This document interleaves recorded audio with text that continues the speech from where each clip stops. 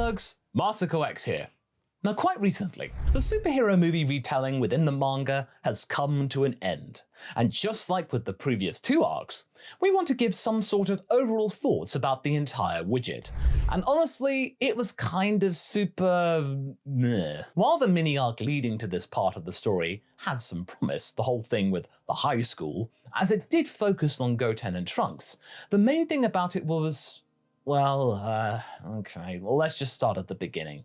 But not before you subscribe for more Dragon Ball information. As always, with things like novelizations and adaptations, we can hope for some more extended character interactions.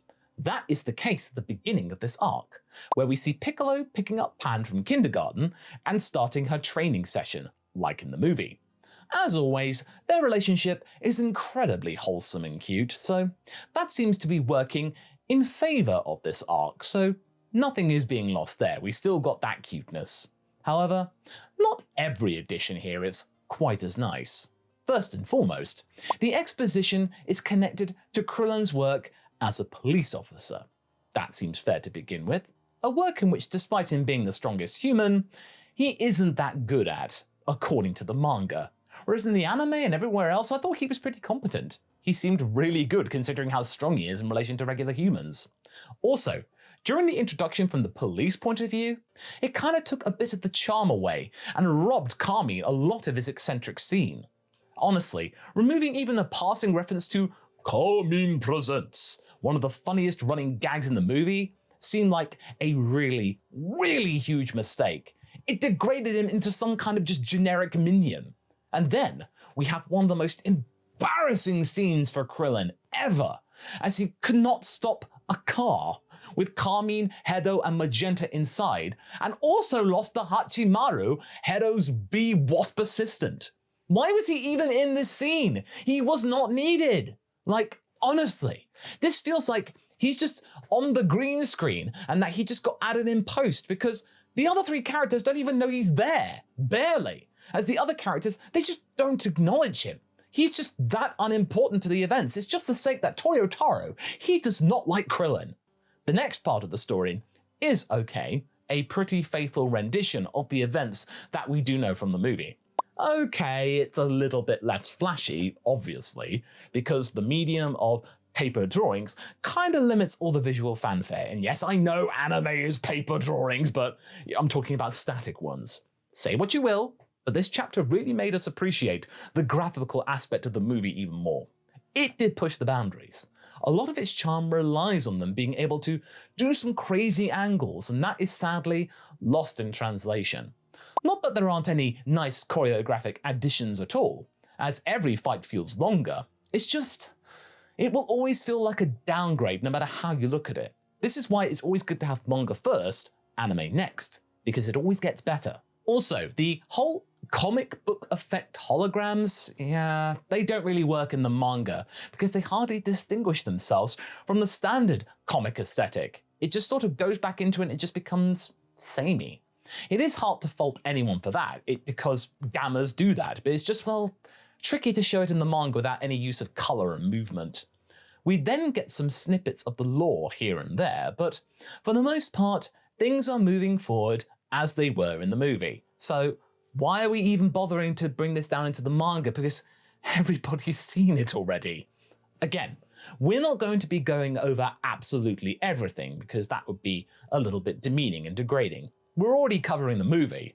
And frankly, despite our deepest sympathy, we are just simply not that interested in covering it all over again. There is some additional dialogue between Piccolo and Korin, who also calls him Kami, which is kind of neat and kind of true, as well as a reappearance from one of the family pets from Capsule Corp, Dino the dinosaur, that we saw in the previous mini-arc. Man, they probably spent ages on that name, huh? Dino the dinosaur?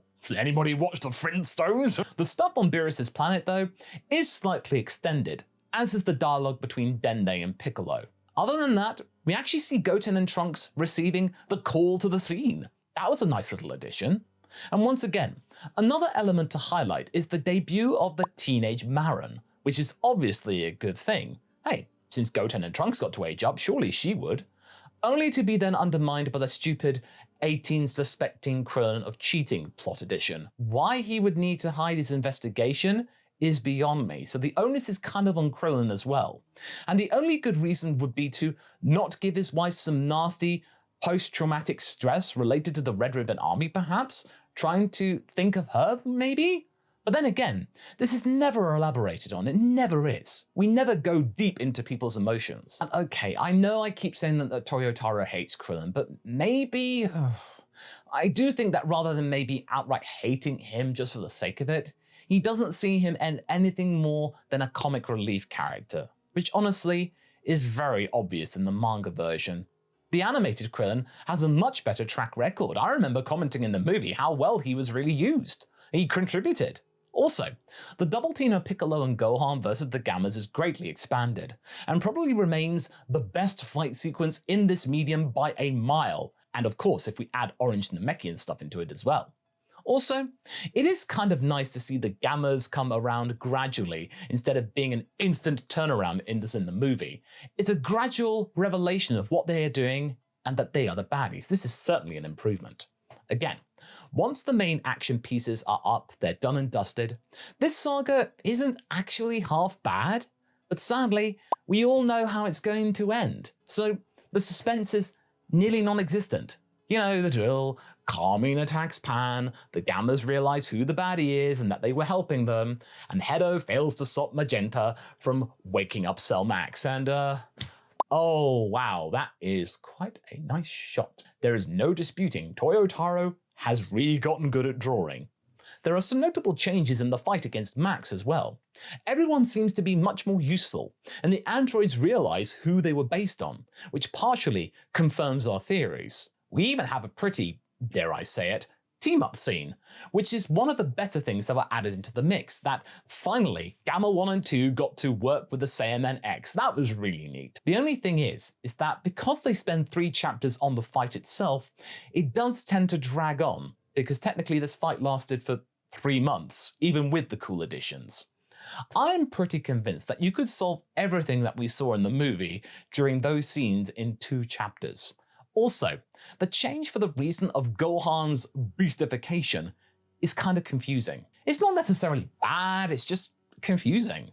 But then again, Max's demise being a group effort does seem like a cool payoff for the B-team. It definitely gives Android 18 more stuff to do while she's there. And in the end, the bad guy gets defeated, everyone except Gamma 2 makes it out alive, and Hedo, like in the movie, is allowed to work for Bulma at Capsule Corp. As for the extra stuff, we like the confirmation of Carmine still being alive and possibly causing trouble in the future. Maybe for another Goten Trunks themed mini-arc perhaps to tide us over until Black Frieza? If we ever get Black Frieza? Also, it's kind of revealed that Bulma is also afraid of Chi-Chi and tells Goten not to reveal that she called him to help out. The arc then ends with some banter between the characters aboard Bulma's aeroplane, and Whis, of course, being confused about the whole thing regarding missing everything because, you know, the bucket of chicken was over his staff. Oh, and of course Vegeta wins the sparring match. That's still in there, though it happens a little bit earlier on. So what do we think? Well, as we said at the beginning, it was sort of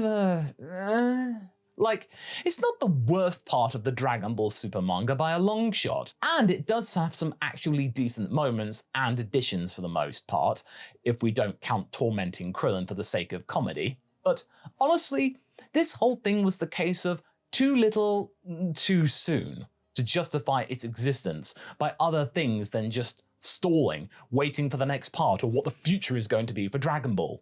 The constant fake-outs from the staff and failed attempts at hyping it up, it just felt really clumsy.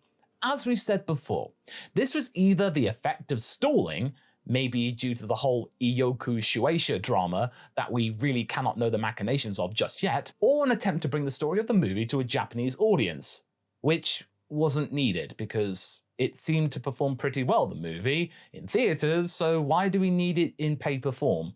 Considering we didn't get the Broly movie or Resurrection F in the manga. So yeah, the Dragon Ball Super superhero arc of the manga is possibly the most unnecessary thing we've ever got in said medium, and might have killed a lot of the proper hype surrounding it. Luckily, with Dragon Ball, it's not hard to rekindle interest, and in January, This month, in fact, we are supposed to be getting another new adventure. And hey, even if it's Goten and Trunks vs. Carmine, it'll be better than just retelling the movie again. It's something new. Hopefully, our pompadour-wearing bad guy will cause some decent trouble and do something memorable, yeah? After all, he has proven to be rather crafty. Thus, while it wasn't the worst arc ever, we are relieved that it is over with. 2023 felt like such a waste of time for Dragon Ball fans. Granola might have had lower lows, but at least it was something new with new lore, and people are looking back on Granola now with a little bit of warmth, like with Moro when Granola was alive. Hopefully, something exciting is going to be happening very soon for the manga. We hope.